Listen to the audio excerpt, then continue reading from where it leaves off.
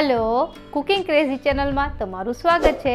आज बनावीशुं काळा चणानुं शाक। तो रेसिपी शुरू करिए और रेसिपी पसंद आवे तो वीडियो ने लाइक और चैनल ने सब्सक्राइब करवानुं न भूलता।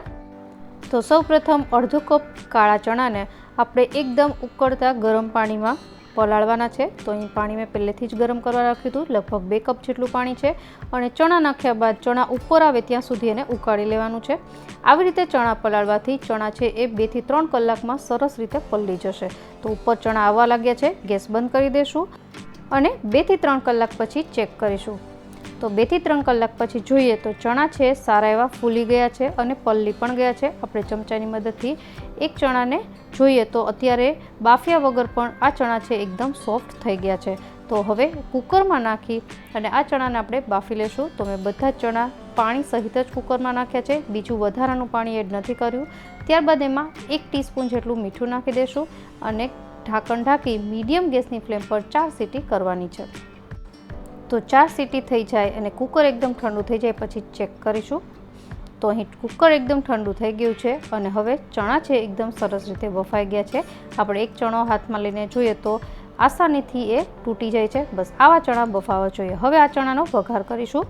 તો અહીં મીડિયમ ગેસની ફ્લેમ પર આપણે 1 ટેબલસ્પૂન જેટલું તેલ ગરમ કરી લેશું।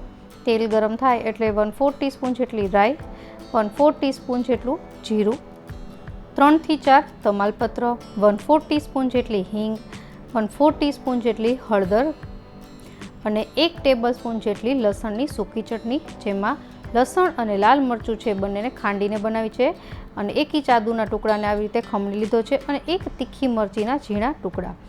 હવે આ બધી વસ્તુને એકાદ મિનિટ માટે સોતે કરી ત્યારબાદ અહીં 1 મીડિયમ સાઇઝના ટમેટાને મેં ખમણીને તૈયાર કરી લીધું છે, એડ કરી દેશું। હવે આ બધી વસ્તુને સારી રીતે મિક્સ કરી લેશું અને તેલ છૂટું પડે એટલે મસાલો કરીએ। તો 1 ટીસ્પૂન જેટલું ધાણા જીરું પાવડર અને ટમેટાના ભાગનું ½ ટીસ્પૂન જેટલું મીઠું એડ કરીશું અને એને મિક્સ કરી લેશું। જો તમે ગરમ મસાલો પસંદ કરતા હોય તો ½ ટીસ્પૂન જેટલો અત્યારે નાખી શકો। અને હવે આમાં કાળા ચણા જે આપણે બાફ્યા હતા એ એડ કરી દેશું। આમાં મેં જે વધારાનું પાણી છે એ કાઢી લીધું છે અને બધું વસ્તુને મિક્સ કરી આ ચણાને થોડા ખાટા મીઠા બનાવવા માટે અહીં 2 ટેબલસ્પૂન જેટલો ગોળ અને આંબલીનો પલ્પ લીધો છે, જેમાં ગોળ અને આંબલીને મેં પલાળી અને એનો પલ્પ છે કાઢી લીધો છે। તો એ એડ કરી દેશું। તમે ખાંડ અને લીંબુ પસંદ કરતા હોય તો એ પણ નાખી શકો અને એને મિક્સ કરી લીધું છે। હવે તેલ છૂટું પડે એટલે આપણું આ શાક તૈયાર છે। ગેસ બંધ કરી દેશું। તો આપણું આ કાળા ચણાનું શાક તૈયાર છે। જો તમે ડુંગળી પસંદ કરતા હોય તો લસણ જ્યારે નાખ્યું ત્યારે 1 મીડિયમ સાઇઝની ડુંગળી છે ઝીણી સમારીને નાખી દેવાની।